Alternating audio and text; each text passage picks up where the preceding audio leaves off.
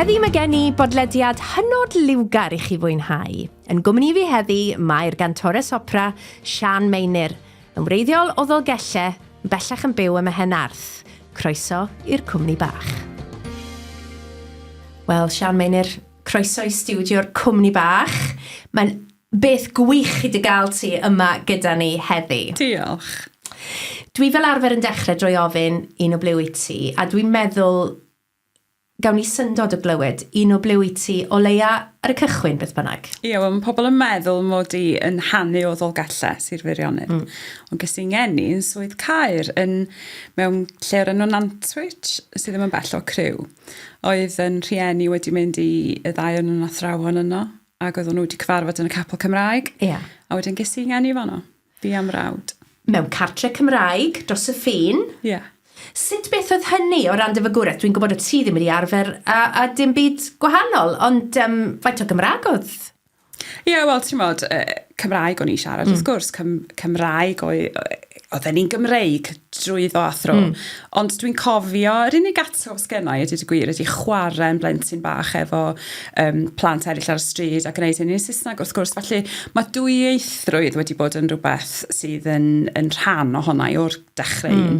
Yn had wedyn yn darlithio ac yn ymddiddori mewn llenyddiaeth Saesneg ac yn isio sicrhau bod yn Saesneg ni yr un mor dda yn Cymraeg ni, ti'n modd, fel ieithydd a bardd ar ymddiddori na mewn geiriau. Felly mae hwnna wedi bod yn rhywbeth sy'n rhan o'na i hefyd o'r dechrau un.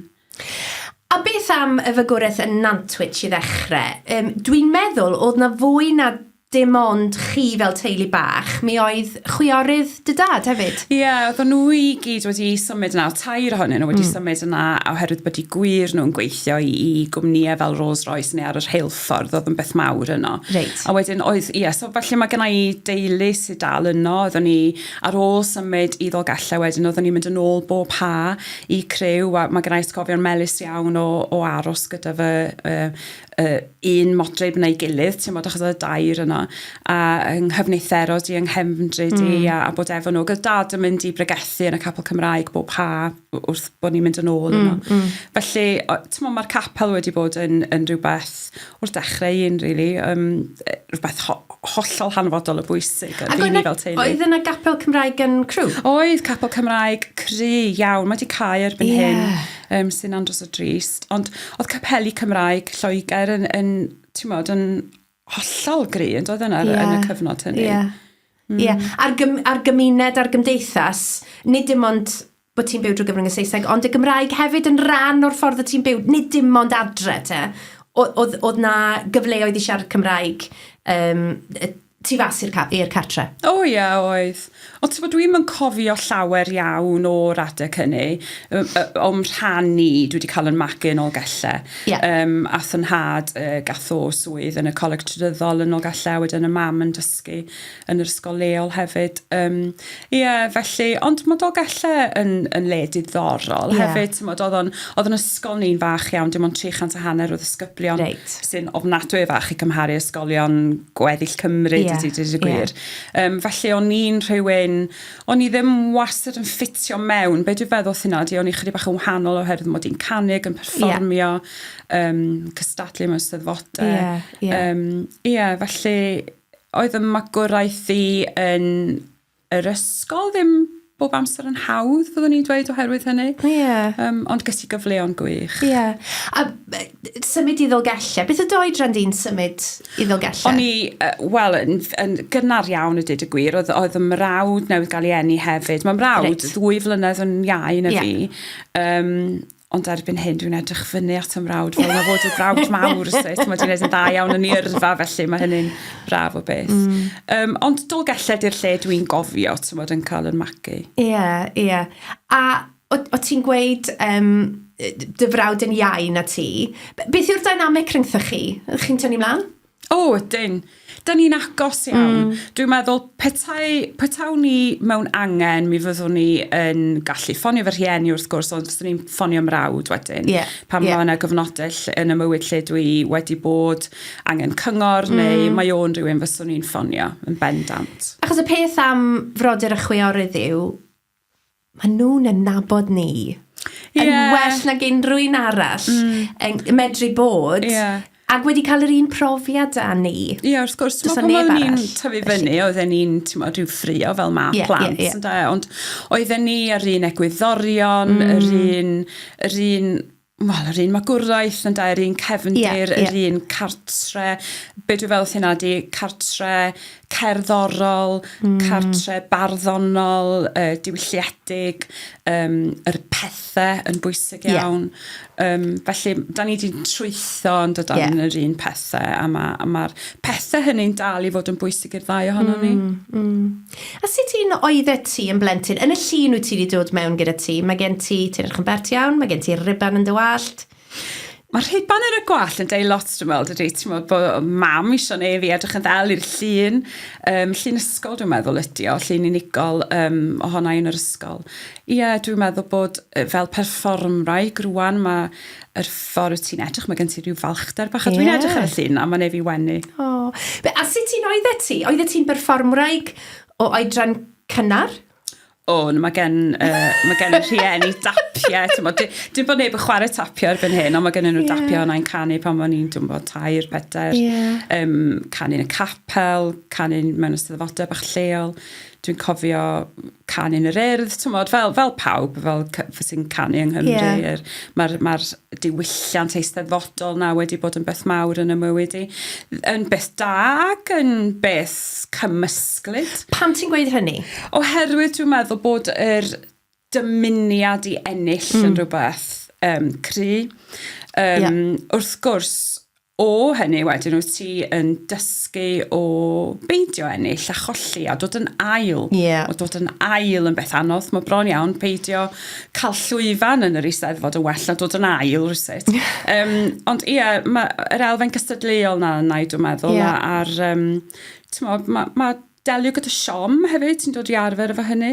A mae hynny'n rhyw ffordd o ddysgu ydy yn ei hun, yn brofiad. Achos mae rhaid cael rhyw fath o hunan gred i barhau o gael siomedigaeth, yn enwedig mewn byd proffesiynol, fel rhywun sydd yn mynd i ymgeisio am roliau gwahanol. Yn hollol, mae'n rhaid i gael croen caled iawn, a mae'r hunan gred na yn rhywbeth, ti wedi taro ar hynna rwan, a dwi'n meddwl bod hwnna'n rhywbeth sydd wedi deillio o fy magwraeth i. Dwi'n ddiolchgar iawn i fy rhieni am roi hynna i fi. Mae gennau rhywbeth tu mewn yn yngwaelodion ni rhywsut sydd yn yngalluogi i bwysio nôl. A dyfal barhau. Dyfal barhau, a dwi'n meddwl gwneud pethau yn iawn. Delio ag ymdopio a phethau. So ti'n gweud, dy fam oedd yr dylanwad cerddorol? Wel, oedd y ddau, oedd gwir, oedd y ddau. Oedd mam wedi arfer canu ar ei ffenni hun. Fel plentyn a fel oedolyn hefyd. Ond oedd y ddau o'n nhw mewn core. Hi oedd yn dy ddysgu di? Oedd hi'n ysgu fi oedd hi'n yn ysgu pan o'n i'n ifanc iawn, yn had yn ysgu lefaru, chos pan o'n i'n mynd i Eisteddfod, o'n i'n neud yr holl gystadlaethau. O'n i'n dod nôl o rhyw lefel i Eisteddfod Pontypridd, efo lot o arian yn ymhoced pan o'n i'n yn arddegau. Nid oherwydd mod i'n ennill, ond jyst bod yn arian i gael o gael gwobr. Felly, oedd y ddau ohonyn nhw, dwi'n meddwl, yn ddylanwadau pwysig. Achos o ti'n dweud am dy dad ieithydd, ac yn rhywun oedd yn caru llenyddiaeth. Mae'n amlwg bod yr hoffter yna a'r cariad tuag at llenyddiaeth o bob math, o bob iaith a gwlad yn amlygu hunan yn ddy ti. Mae fydda fo yn, pan oedd ni'n oswylio, oedd o'n darllen teulu bach nant oer i ni, oedd o hefyd yn dyfynnu barddoniaeth Wordsworth a'r holl feir Saesneg. Dwi di arfer clywed am gweithiau Thomas Hardy a Dylan Thomas a Gareth Thomas a Tennyson yr beirdd a'r llenorion Saesneg mae gyd yn ogystal a'r awduron a'r beirdd Cymraeg hefyd. Efallai bod yn anochel mae i fyd opera ac i fyd lle mae cenhedloedd yn dod ynghyd a bod bod yn yrfa amlieithog. Falle bod hwnna'n anochel, mae dyna fydde'n dyddenu di o ran dy yrfa. Ie, falle. Mae geiriau yn bethau pwysig iawn i mi. Dwi'n gwybod sy'n hynny'n swnio'n od. Felly dwi'n mwynhau ac yn ymfalchio mewn gweithio mewn gwahanol ieithoedd hefyd. A mae lliwiaeth mae gen i ddiddordeb yn hynna. A mae'n had a mrawd yn canganeddu, yn feirdd, a wedyn dwi'n trio rhyw efelychu nhw, rhyw chydig bach. Mae ddim yn llwyddo fel maen nhw wedi llwyddo, ond mae geiriau yn rhywbeth sydd yn DNA mewn ffordd. A'r geiriau, fel cantores, wrth gwrs, mae'r geiriau a gerddoriaeth yn cyplysu dydyn, ac yn priodi'n brydferth gyda'i gilydd, felly mae hwnna'n, dwi'n wrth modd fe hynna. Ac yn yr ysgol y gader, ysgol uwchradd y gader, dy ddileiti felly oedd cerddoriaeth a llenyddiaeth, Cymraeg a Saesneg. A ti'n dweud bod pobl falle meddwl bod ti'n chydig bach yn wahanol? Wel, dwi'n meddwl, ti'n modd, oherwydd mod i, dwi'n gwybod rhyw fath o bysgodyn mewn pwll bach mewn ffordd. Oedd na bobl eraill wrth gwrs yn cystadlu, ond dwi'n meddwl falle mod i ddim i'r fath raddau falle, ti'n gwybod, a'r deheu ma am lwyddo sy'n bod yn hollol onest. Mae'n ddiddorol bod ti'n defnyddio'r gair deheu yna. Fydden ni'n dweud bod llenyddiaeth a'r gerddoriaeth wedi cipio dy galon di. Mae yna emosiynau mawr ar waith fan hyn yn dda ti, dwi'n teimlo. Ac mae dyna'r math o berson wyt ti. Wyt ti'n berson... Dwi'n hoffi... Dwi'n hoff o leiniau a thwyllwch. Dwi'n hoff o chwerw felys, hiraeth. Dwi'n hoff iawn o lenyddiaeth dofn, tywyll.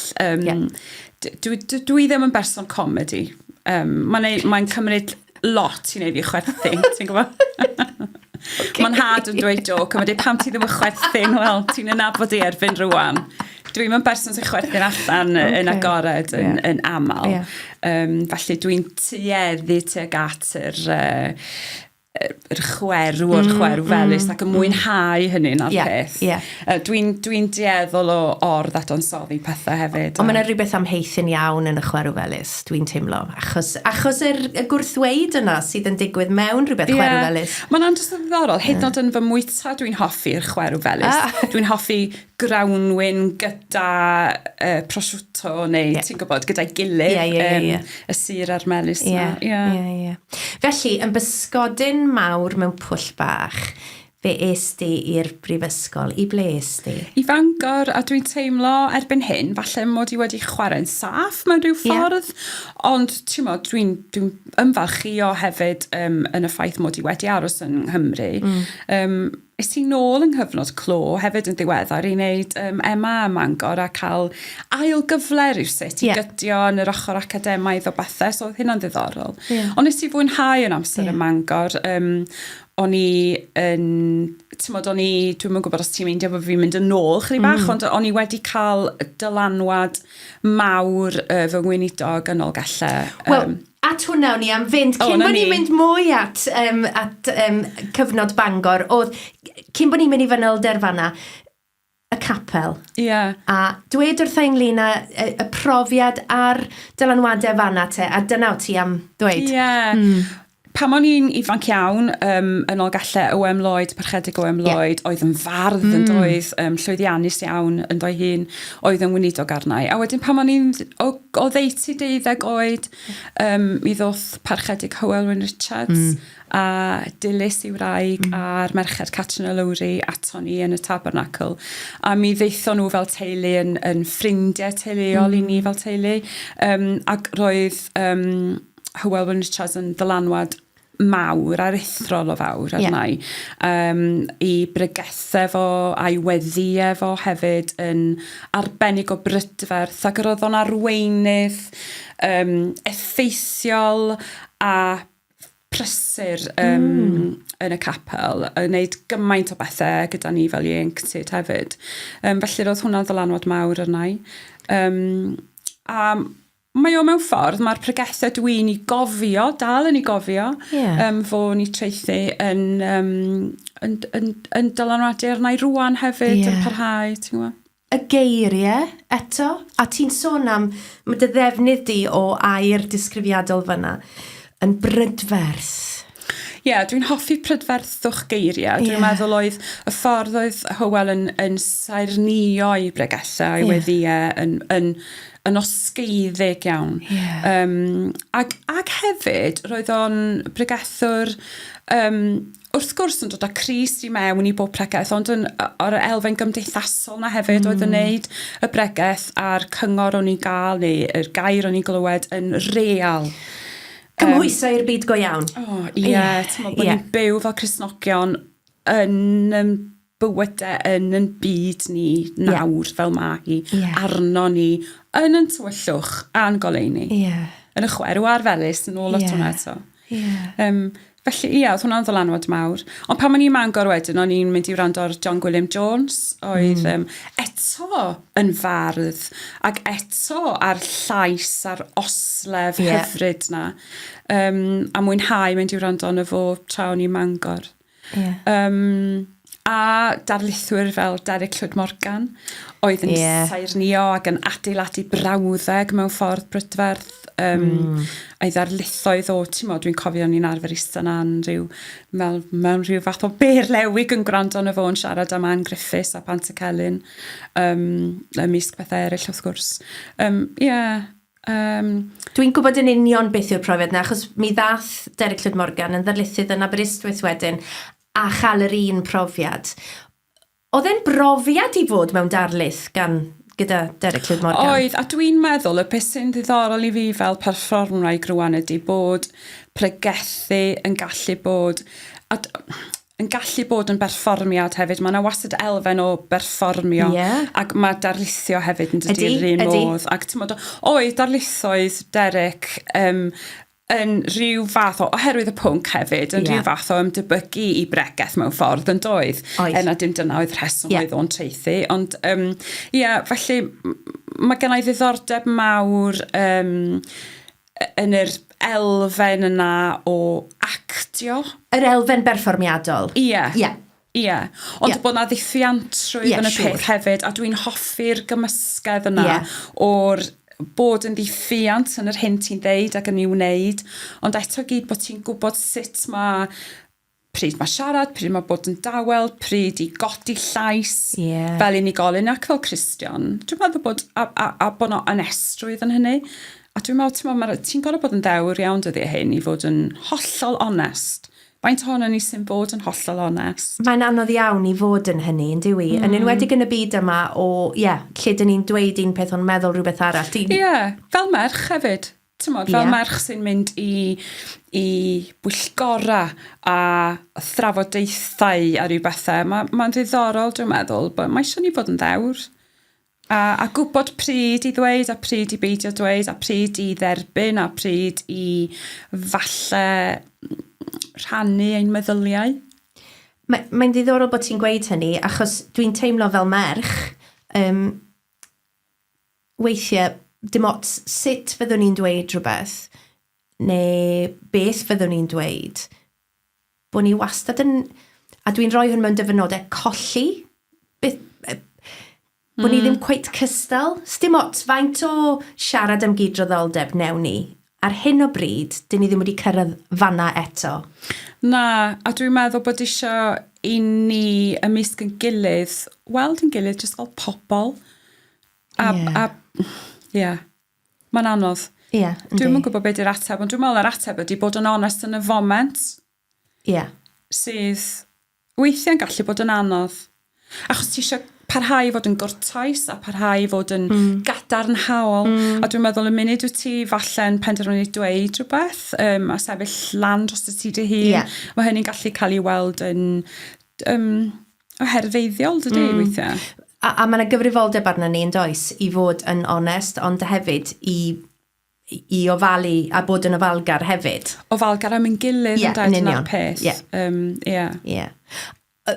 Efallai bod gormod ohono ni'n esgus wrth i ni?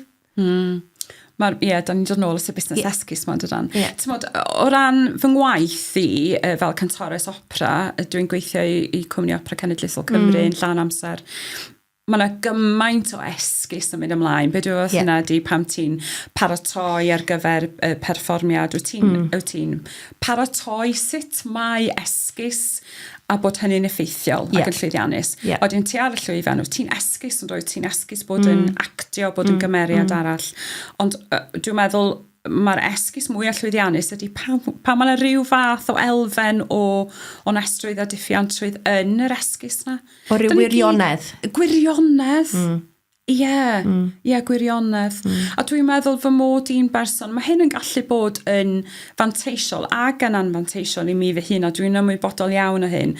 Ond mae chwilio am y gwirionedd yna yn wastadol yna a mae o'n gallu bod yn dramgwydd achos yr peryg ydy bod rhywun yn cael ei siomi wedyn. Mae'n ffilm enwog iawn, ffilm Pretty Woman. Mae'r y prif gymeriad sy'n cael ei chwarae gan Julia Roberts. Da ni gyd yn gwybod beth i gwaith yr cymeriad yna yn y ffilm. A mae'r linell, mae hi'n dweud... dwi'n meddwl mae Richard Gere yn gofyn iddi hi, ti ddim yn cael dy siomi weithiau, a mae hi'n dweud, dwi'n cael fy syni gan bobl yn ddyddiol. A dwi'n meddwl, pan mae dy ddisgwyliadau di, a pan ti'n chwilio am rhyw fath o wirionedd mewn rhywun arall, neu yn o ti dy hun, neu mewn sefyllfa, yna mae yna bosibilrwydd i ti gael dy siomi, achos mae dy ddisgwyliadau di'n uchel. Mae hynny gallu bod yn anodd. Ydy. Oherwydd, wyt ti'n trio peidio gadael i hynny dy chwerwi di? Yn bendant. A dwi wedi cael rhai profiadau yn y mywyd, o'n i'n briod a es i drwy ysgariad, a dwi'n cofio gwneud penderfyniad hollol ymwybodol bod y profiad yna ddim yn mynd i fy chwerwi, a fy mod i'n mynd i geisio fy ngorau aros yn agored. I bobl eraill ac i ddeinameg, achos dwi'n berson sy'n hoff iawn o fwynhau'r deinameg rhwng pobl a'i gilydd. Dwi'n dyheu am gyfathrebu, am drafodaeth, y geiriau, sgwrs. Am gyswllt? Cyswllt. Perthyn, i'r holl eiriau yma. Dyn ni angen rhyw fath o flow chart tu ôl i'n mac a pen mawr. Ti a fi'n hoffi ysgrif bins. I'r geiriau yma gyd, perthyn, cael yn erbyn. Dwi wedi cael yn magu hefyd i fod yn meddwl yn egwyddorol, yn credu'n egwyddorol. Ac oherwydd hynny wedyn, dwi wedi cael yr cyngor cyson yna sy'n atgyfnerthu rhywun i fod yn nhw eu hunain ac i beidio yn boeni am fod yn wahanol a peidio, aros ar y ffens, ond dangos dy ochr, dweud yr hyn ti'n credu'r hyn ti'n credu. Achos mi oedd dy rieni di'n bobl oedd yn ymwybodol o ran gwleidyddiaeth, o ran i ffydd, o ran pethau cymdeithasol, diwylliannol, yr holl bethau hyn. Mi oeddech chi'n aelod o Gymdeithas yr Iaith yn tyfu lan a rhyw bethau. Ac oeddech chi'n gwybod beth oedd yn iawn o ran... Mae'n ddiddorol bod ti'n dod o Gymdeithas yr Iaith i mewn, achos o'n i'n aelod o Gymdeithas yr Iaith ers pam o'n i'n ifanc iawn. Ac oedd na nifer o Gristnogion pan o'n i'n tyfu fyny yn yr 80au, oedd yn Gristnogion amlwg ifanc yng Nghymru, oedd hefyd yn aelod o Gymdeithas yr Iaith. A pobl sydd wedi cael dylanwad arna i, pan o'n i yn ifanc yn yr ysgol ac yn y coleg, Arfon Jones, Sian Hywys, Cassi, Gwenan Creinant, ac o'n i'n rhan o'r grŵp Canu'n Llon oedd yn mynd rownd yn neud o'i dfawn. Ac oedd yr berthynas yna a bod yn rhan o hynna yn rhywbeth allweddol, dwi'n meddwl, yn fy natblygiad i fel Cristion. Dwi'n meddwl, dwi'n siŵr bod fi da'n anghofio lot o enwau. Ond oedd na lot o bobl yn Coleg Bala Bangor pan o'n i yn Mangor, Alun Tudur, Owain Llyr, Iwan Llywelyn Jones. Felly, dwi wedi ymwneud â phobl felly ers y dyddiau cynnar a wedi mwynhau a mae'n braf gallu teimlo bod ti'n perthyn i rhywbeth. A bod yr holl elfen yma yn cydio i gilydd mewn ffordd naturiol, organig.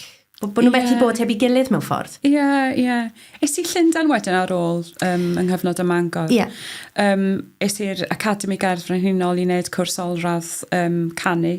Lleisiol. A tra o'n I Llundain, o'n I yn mynd I Gapel Bethel. Oedd yn agos i'r Barbican. Yr rheswm pam es I Fanon, hytrach na unrhyw gapel arall, oedd bod na chydig o gantorion yn muno, herwydd bod o'n agos at yr coleg Guildhall. Ac oeddwn ni'n cael dosbarth ysgol Sul, bob pnawn dy Sul yno. Ac oedd yr canwr Gwyn Jones, dwi'n cofio, oedd yr actor Daniel Evans yna, nifer o bobl eraill. Ac oeddwn ni'n cael, ac o'n I wrth y modd yn cael yr pnawn dy Sul yna o gael testyn a trafod a dadansoddi a oeddwn ni'n cael te bach wedyn ar cymdeithasu hefyd. So, oedd yn amser i'n Llundain yn amser braf iawn, fe sy'n am 10 mlynedd I gyd. Achos mi est ti o'r coleg I weithio yn Covent Garden? Do, I syth mewn i'r tu opera brenhinol yn Covent Garden fel oedd yr corws I gyd yn yngalw I The Baby achos fi oedd yr iengan o'n i'n 2 yn mynd mewn i'r swydd llawn amser honno. A dysgu on the job fel maen nhw'n dweud, dysgu crefft llwyfan. O'n i'n ofnadwy o ffodus a dwi'n edrych nôl rwan a dwi'n pinsio'n hyn a dweud y gwir achos oedd na ser mawr y byd ar y llwyfan efo fi. Pavarotti, Domingo, Carreras, Angela Giorgio, Roberto Alania, ac oedd yn rhieni'n dod lawr I weld y sioe yma. Felly, nes I ddysgu lot yn yr cyfnod yna hefyd. Mae gen I lot o stories, nawn ni falle rannu rhywbryd arall. Nawn ni podcast arall ynglyn â'r straeon hynny. Ond mae'n swnio fel bod ti wedi bod yn anelu at hyn. Mae at hyn o ti'n anelu. Mae fan hyn o ti'n teimlo, dwi'n perthyn fan hyn yn broffesiynol. Hefyd, dwi'n meddwl. Ond ti'n meddwl beth sy'n ddiddorol ydy, dwi rioed wedi bod yn berson sy'n cynllunio ar ynghyfer I fy hun. Mae pethau jyst wedi digwydd. O'n i'n deud bod fi wedi cael y swydd yna, i'r clyweliad, gan feddwl bod na dim gobeith mil gen I o gael y swydd. A wedyn cael galwad ffôn yn dweud o dyn ni eisiau ti ddod nôl I ganu a wedyn sylweddoli, falle bod na obaith. Felly, mae pethau jyst wedi digwydd mewn gwirionedd. A dwi'n edrych yn ôl yn meddwl, falle ddylwn ni fod wedi cynllunio chydig bach yn fwy. Ond dwi ddim wedi bod yn berson sydd yn ysgrifennu lawr, dwi eisiau gwneud hyn cyn fy mod i'n cyrraedd rhyw oedran arbennig neu rhywbeth felly. Mae'n neheu am ryddwydio i'n digwydd bron iawn fatha ryw raddfa ddyddiol neu wythnosol. Dwi'n mynd o un peth i'r llall a dwi'n hapus iawn y myd os di'n yddiadur i'n llawn a bod gennau rhyw fath o brosiect neu mwy nag un prosiect ar y gweill. Dwi'n meddwl bod e'n anodd I fynd yn erbyn pwy wyt ti. Ac felly, os nag yw hwnna'n rhywbeth sydd yn dod, fydden ni'n cytuno ti o ran, dwi'n meddwl bod fi wedi cynllunio unrhyw fath o yrfa erioed yn fy myw, a mae pob dim sydd wedi digwydd I fi wedi digwydd ar hap neu ragluniaeth, beth bynnag wyt ti siarad o fe. Felly, dwi'n meddwl bydde ti wedi gallu gwneud hwnna, os nad oedd hwnna'n dod yn rhan ohona ti, yn reddfol. Dwi'n meddwl hefyd, da ni fel Cymru, mae yna wyleiddra yn perthyn I ni'n does. Dwi hefyd wedi cael y magu mod i'n cystadlu ag eisiau ennill. Dwi wedi hefyd cael fy ystwytho saffet I fod yn wylaidd hefyd. A dwi'n meddwl falle bod hynny'n elfen sydd wedi ychwanegu at mod I ddim wedi gwthio fy hun I fod yn gantores llawrydd. Dwi wedi bod ar gontract a mae hynny mewn gwirionedd wedi'n galluogi I fod yn fodlon fy myd yn y byd perfformio canu, ond hefyd yn gallu ymddiddori a datblygu ryw elfennau yn sgiliau bach eraill. Fel barddoni a sgrifennu a rhyw bethau. Felly, a dwi'n meddwl petawn I wedi mynd lawr y trywydd mwy uchelgeisiol, falle fyswn I fwy o, dwi ddim eisiau deud fy mod I ddim yn one-trick pony, ond ti'n gwybod... Fwy yn plig. A dwi yn hoff iawn o ddatblygu a dwi'n credu'n gryf mewn bod ar lwybr dysgu yn barhaus. A dwi'n hoffi datblygu a dysgu sy'n ma'n pethau newydd... dwi ddim yn gallu cynganeddu'n dda iawn eto, ond dwi ar y llwybr. Dyna ni. Aferchog. Wel, mi ddath dy gyfnod yn Llundain i ben, mis Midest i Gymru. Beth oedd yr achos? A bod yn hollol onest priodi, ond nath ni ddim gweithio allan, o'n i'n briod am 5 mlynedd, a ges i fy siomi, ond fel dwi wedi dweud yn barod, nes i bigo fy hun i fyny, a mynd i weithio'r Cwmni Opera Cenedlaethol Cymru, a fan o dwi wedi bod wedyn, ers dwi wedi bod fan o dros 20 mlynedd rwan. Dwi wedi bod yn canu'n broffesiynol ers, dwi'n gwybod pryd, allwch chi wneud y maths. Fydda i ddim yn wneud y maths, felly, a dwi wedi mwynhau, fel dwi wedi awgrymu eisoes, cael y gorau o ddau fyd mewn gwirionedd, achos yn y gwaith dwi yn aelod o'r corws ac yn canu fel rhan o'r cor, fel rhan o'r grŵp, ond eto i gyd yn cael cyfleoedd wneud rhannau unawdol hefyd. A dwi ddim yn berson naturiol fel rhan o grŵp, a bod yn onest. Dwi'n eitha mwynhau gan ymfalchio mewn cael rhyw fath o gydnabyddiaeth unigol, dwi'n meddwl, os dwi'n bod yn onest. Pam wyt ti'n meddwl hynny? Mae'n amlwg bod ti'n meddwl ynglyn â sut berson wyt ti, a mae hwnna beth da, dwi'n meddwl, bod rhywun yn dadansoddi hunan bob nawr ac yn y man. Wel, o'n i'n meddwl bod fi'n neud na'n ormodol, dwi'n meddwl bod ni'n mynd yn ôl at y peth na lwyddiant. Cychwyn gyda Steddfod. Yn hollol ennill, dwi dal yn profi siomiant, os dwi ddim yn cael rhyw ran dwi wedi drio amdano fo. A mae hwnna'n ddynamic ddiddorol yn yr corws dwi'n weithio iddo fo rwan, achos da ni gyd yn cystadlu'n erbyn yn gilydd hefyd. Da ni'n gweithio gyda'n gilydd, da ni yn mynd ar daith, da ni yn yr stafell newid gyda'n gilydd, yn ymwneud, yn agos i iawn at ein gilydd.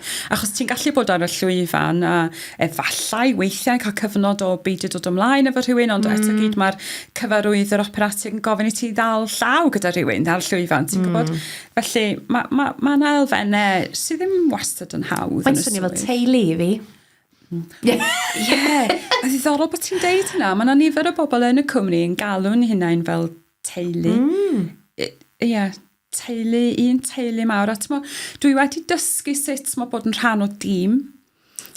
Achos nid yn unig o bobl sydd ar y llwyfan wyt ti'n weld sydd yn rhan o'r tîm na, ond y pobl yn y cefndir hefyd.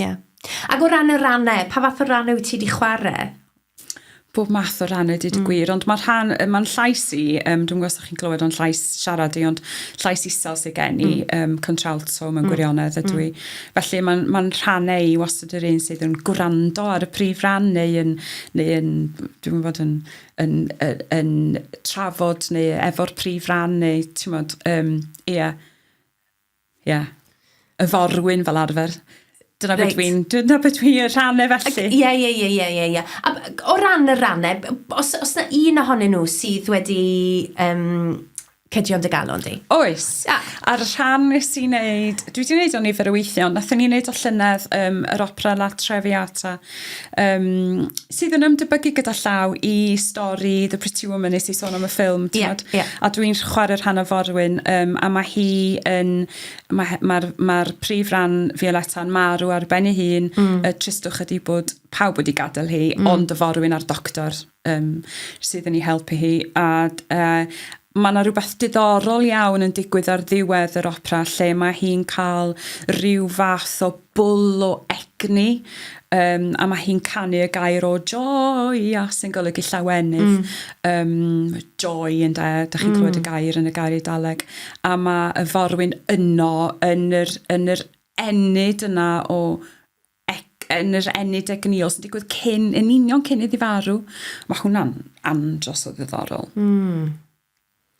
Dwi'n meddwl, mae angerdd opera, dwi wrth y modd efo'r angerdd yna ar modd y chwerw felys eto, fel mae rhywbeth angerddol prydferth, a hefyd yn gallu dod o dagre. Dwi'n meddwl bod ti, o eistedd yma gyda ti, a siarad y ti, ac wyt ti'n defnyddio geiriau, dwi ti ddim yn defnyddio geiriau neutral am bethau. wyt ti'n defnyddio geiriau lliwgar, wy'n golygu o ran i lliw nawr, geiriau lliwgar, llawn emosiwn, a dwi'n meddwl bod opera yn cydweddu a ti fel Mae'n ddiddorol bod ti'n deud na, dwi'n meddwl fan wrth rand o'n ti, so dwi wedi gwisgo du a gwyn heddiw, ond mae gen i gyfaill sy'n dweud, mae ddyle ti wisgo fwy o liw, ti angen bod yn fwy lliwgar, achos mae yna liw yn dod allan hon o ti,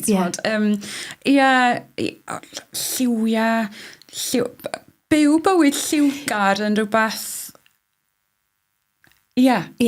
Mae hwnna rhywbeth, dydy. Ond ti wedi sôn am bethau fel geiriau prydferth, ti wedi sôn am deimladau, am emosiynau.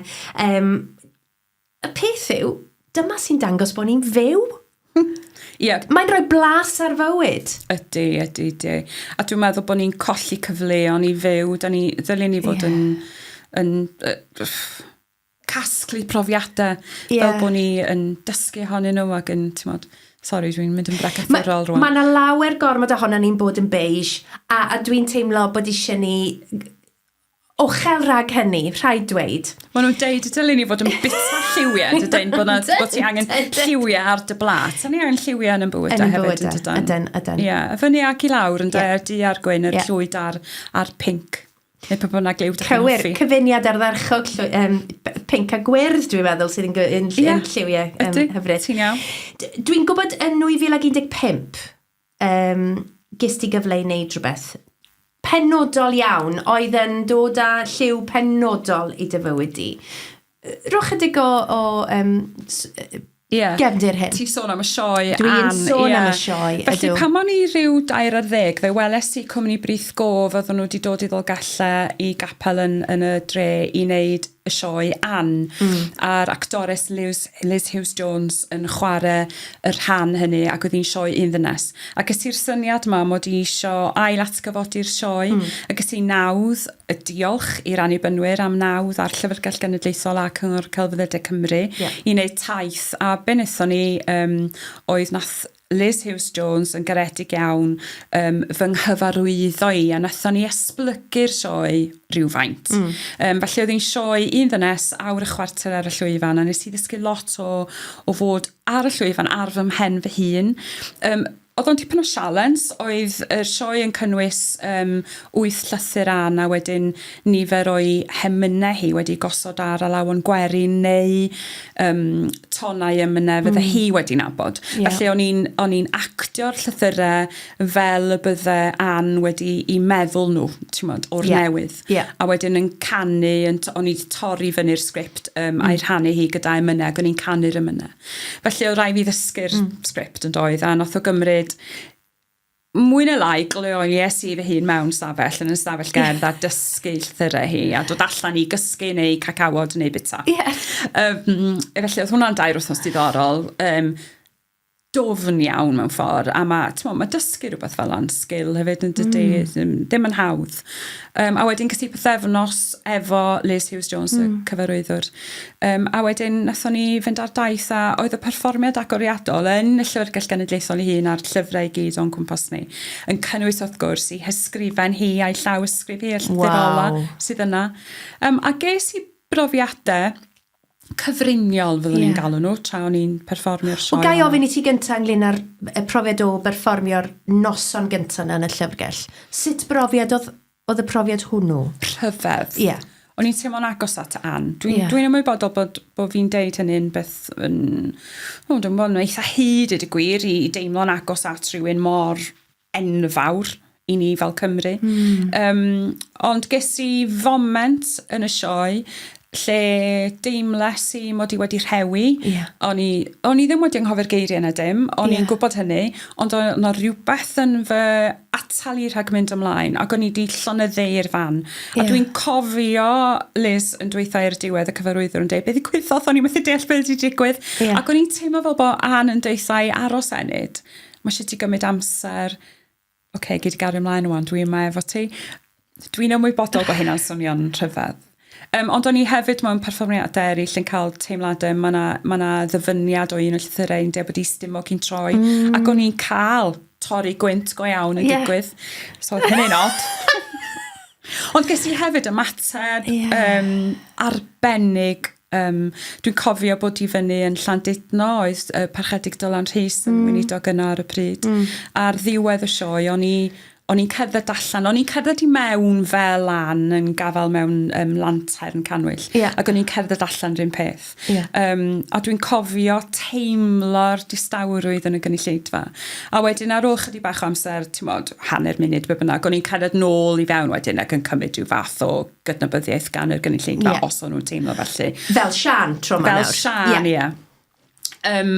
Dwi'n nodi hynny oherwydd yn Llandudno oedd y distawrwydd yn parhau ac yn sydyn reit ac o'n i fel perfformau yn meddwl o'n i just sefyll yma peidio ti'n cymryd baw o'n i bai bod rhywun yn cydnabod ac yn clapio.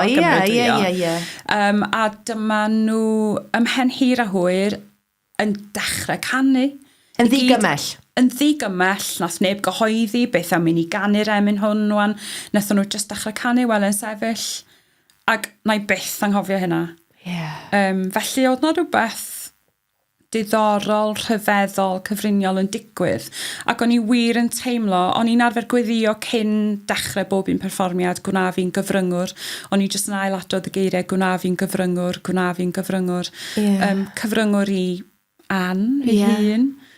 Cyfryngwr i be oedd ganddi hi ddweud wrthon ni a be sydd ganddi hi ddweud wrthon ni. Mae stwffi mor amserol i ni rwan hefyd.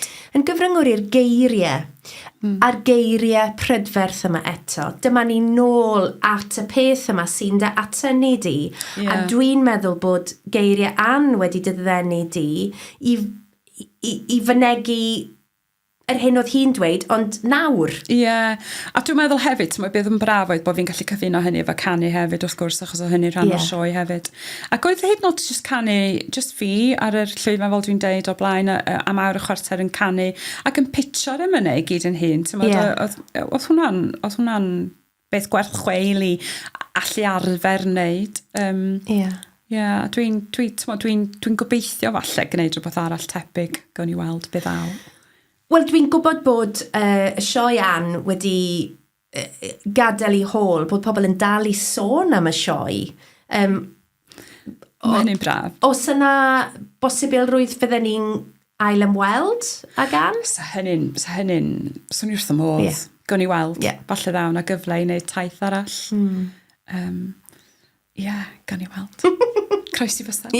Oce. Drwy hyn i gyd, mae na ffydd ag ysbrydolrwydd sydd yn treiddio ohono ti ac yn treiddio drwyddo ti hefyd. Dwi wedi teimlo rhyw fath o alwad ers pam o'n i tua 40, dwi'n meddwl. O'n i'n cael cyfleon gan parchedig Cafodd Richards i gymryd rhan, fel oedd pawb arall mewn fawn.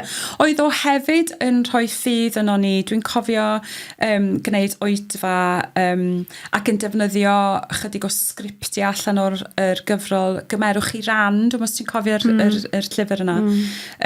Lle oedd ni fel ieuenctid yn y capel yn cael wneud yr oedfa'n gyfan, ti'n modd. A dwi wedi teimlo rhyw fath o bwl, a rhyw fath o alwad ers hynny, dyd y gwir. A mae y capel wedi barhau yn rhywbeth drwy mywyd i. A mae'r ffydd wastad yna. Ac yn dal i fy ngalw i. Felly dwi wedi dechrau pregethu ers... Wel, ydy gwir ers y cyfnod clo nath y peth ddechrau. Pobl yn... O'n i wedi bod yn ei chydig cyn hynny, ond o'n i'n neud rhywbeth y bach i'n hapel yn hun ym Penarth, Bethel Penarth, a chydig o bobl eraill yn gofyn i fi wneud pethau dros Zoom, ti'n modd yn cyfnod clo. A wedyn, erbyn hyn, dwi'n pregethu'n rhywle bob bore dy Sul. Dwi'n siŵr iawn sut mae wedi digwydd, ond mae'n mwyddiadur i'n llawn. A dwi wirioneddol yn mwynhau ac yn cael lot ohono fo. Mae'r atborth yn oce, felly mae hynny yn fy nghymell i gario ymlaen ydy dy gwir. Mae pobl fel yr gweinidog Lutheraidd yn America, Nadia Boltzpepper, pobl felly wedi cael dylanwad arna i hefyd. A da ni'n mynd yn ôl eto, mae hi i'r realaeth yna, a'r diffiantrwydd, a'r gonestrwydd. Mae hi'n rhywun sy'n... Mae hi'n dweud dweud i dweud, Ie. yn blwmp ac yn blaen. Ie. Ond yn neud hynny yng nghyd-destun ffydd a chred, diysgog. Felly, dwi'n teimlo yn y dyddiau hyn bod eisiau ni fod yn onest yn haddoli, yn pregethu, yn trafodaethau. Ife beth wyt ti'n dweud yw, nad i ni'n onest yn ein haddoli yn pregethu? Dwi ddim yn meddwl bod ni'n anonest. Na. Ond dwi'n meddwl bod na... Dwi'n berson sy'n hoff iawn o draddodiadau. Ie. Dwi'n meddwl bod nhw'n bethau cyfoethog a dwi ddim eisiau newid bob dim. Ond dwi'n meddwl yn bod ni falle wedi mynd chydig ar goll neu o dan bwysau rhai traddodiadau. Dwi hefyd yn meddwl bod yna rai traddodiadau hen iawn ddylen ni fod yn dod yn ôl. Dwi'n berson fydden hoff iawn o fynd i seiat. Neu, dosbarth ysgosil, cael trafod y gair, agor y gair, dadansoddi at hynny pethau'n ddarnau yn yr efengil. A peidio bod ofn wneud hynny. Peidio bod ofn wneud hynny, a gweld sut mae'n berthnasol i ni heddiw. A beth gan yr neges i ddweud wrthon ni heddiw.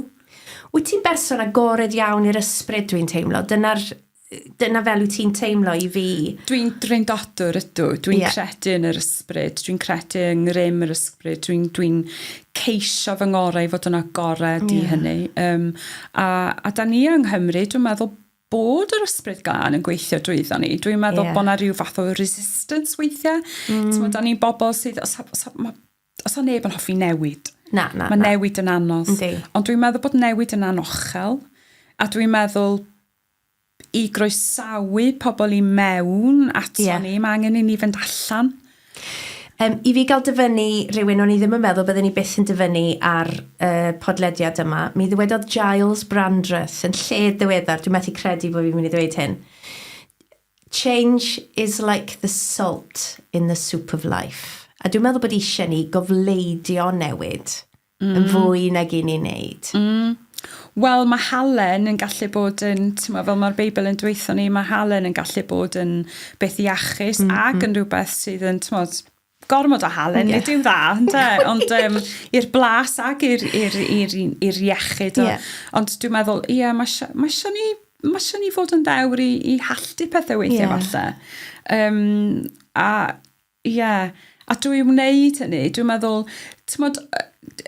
dwi'n meddwl bod falle mae'r diriwiad da ni'n ei brofi ar hyn o bryd yng Nghymru, rhyw fath o orfod digwydd mwyn bod ni yn codi yn adenydd eto, ac yn gallu hedfan. Y pendulum swing.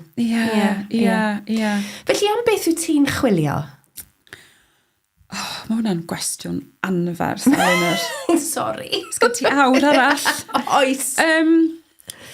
Y gwirionedd gyda eg fawr, a gwirioneddau gyda eg fach. Gwirionedd rhwng pobl, gwirionedd goleini, gonestrwydd. Dwi wedi mynd ar ôl y gyna wan, dwi'n licio hynny, pethau cyflethrenu yma. Ond goleini, gonestrwydd, gwirionedd, cyfathrebu, sgwrs, datblygiad. Wyt ti'n fenyw o certain oedran fel fi'n licio gweud hynny, wyt ti ar un oedran o fi, o dyna pam dwi'n gallu gweud. Oes yna bethau wyt ti'n teimlo wrth fynd yn hun sydd wedi newid neu ti wedi dysgu? Dwi'n meddwl fy mod i, dwi'n meddwl mod i ond yn megis dechrau dysgu bod yn wirioneddol fi fy hun a peidio bod ofn dweud pethau. Dwi'n meddwl, dwi ddim yn berson da iawn am ofyn am bethau a mynnu pethau drosto fi fy hun. A dwi'n meddwl bod ni'n mynd nôl at y gwleiddra yna eto. A dwi'n meddwl bod da ni gyd yn blant i ddew ac gyd yn werthfawr, ond dwi'n meddwl beth mwyaf anodd posib ydy meddwl bod ti dy hun yn werthfawr a meddwl dy fod ti'n heiddi rhai pethau, yn heiddi cael dy dderbyn, yn heiddi cael lle. Mae eisiau ni'n sicrhau dyma bod ni'n rhoi lle i bobl. O fewn yn capeli ni a Mae bosib i ni, dwi'n cynnwys fi hun yn hyn, ti'n rhoi dŵr oer ar bobl eraill dwi'n meddwl, mae bod yn gadarnhaol yn mor bwysig. Ydy. A peidio berniadu'n gilydd a cydweithio. Ond hefyd peidio falle bodloni ar bethau sydd ddim quite yn ddigon da, bod ti'n fodlon ymdrechu i wella pethau. Gan gynnwys ti dy hunan, ynddo fe? Wrth gwrs. O, dwi wastad ar y trywydd yna. Beth yn sefyll yn llonydd, a am ddim byd ydw gwir. Ond mae hynny'n gallu dod ar ryw fath o bwysach. Ti'n rhoi pwysau yn y ti dy hun wedyn hefyd yn dwyt. So ni'n hoffi bod yn rhywun sy'n gallu jyst eistedd nôl o bydloni, ond dyn ni beth yn mynd i ddigwydd, dwi'n meddwl. Mae hwnna'n o reit, achos mae hwnna'n yrru di mlaen, dwi'n meddwl. Dwi'n meddwl bod hwnna beth pwysig mewn bywyd. Dim ond un ffordd sydd ag ymlaen yw'r ffordd. Ymlaen mae canan. Ac os nag yw hwnna'n lle da i gael aros ar ben talar gydag ymlaen mae canan, dwi ddim yn gwybod beth sydd. Dwi wedi mwynhau yn dy gwmni di heddi. Wedi mwynhau dy egni, dy liw, dy frwdfrydfedd, yr holl enfys o brofiad sydd yn eistedd ymlaen i fan hyn. Ti garedig, diolch. Sian Meinir, diolch i ti am ddod i'r cwmni bach heddi. Diolch am y cyfle. Wel, nes i fwynhau yn fawr yng nghwmni Sian heddi. Mae hi'n gymysgedd ddiddorol iawn o greadigrwydd, o egni, o wreiddioldeb, ac o ysbrydolrwydd hefyd. Ac os wnaethoch chi fwynhau rhifin hwn o'r cwmni bach, yna dwedwch wrth bobl eraill. Ac mae yna fwy o benodau o'r cwmni bach ar gael ar ein gwefan ni. Tan y tro nesaf felly, pob hwyl.